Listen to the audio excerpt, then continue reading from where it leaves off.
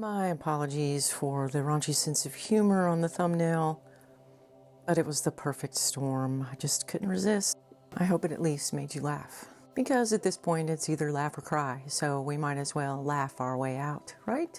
Okay, so my curious mind got to wondering about how just a perfect storm like this is created. Not saying that a storm would not be, just saying, is it worse than it necessarily should be? This was my curiosity. And I began to wonder about the weather enhancements of HAARP, which don't seem to be making much of an effect that we can all agree is occurring. Then I began to wonder about, well, maybe the doppler radars might be having an effect. We have a lot of those.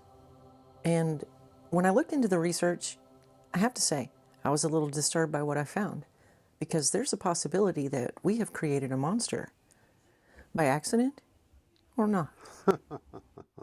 So it turns out that NEXRAD, Next Generation Radar, and HAARP, High Frequency Active Auroral Research Program, are both radar systems. They share some basic technology and operational similarities as radar-based systems. Here are some key similarities. 1. Electromagnetic wave transmission. Both systems use electromagnetic waves to transmit and receive signals.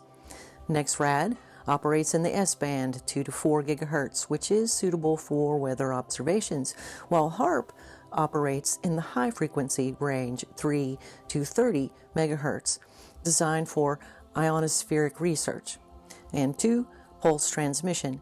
Both systems transmit energy in pulses and analyze the returned signal.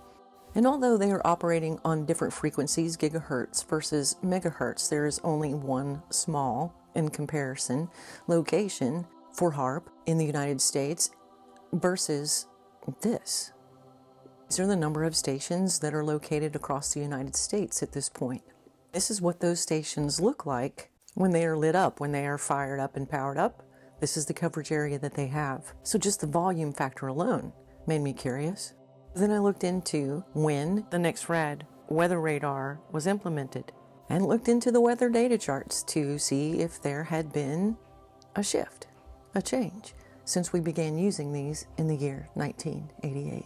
And as you can see, there's a marked increase in overall activity of severity of storms. My heart goes out to everyone that has been impacted by these storms. And I hope that this finds all of you warm and safe.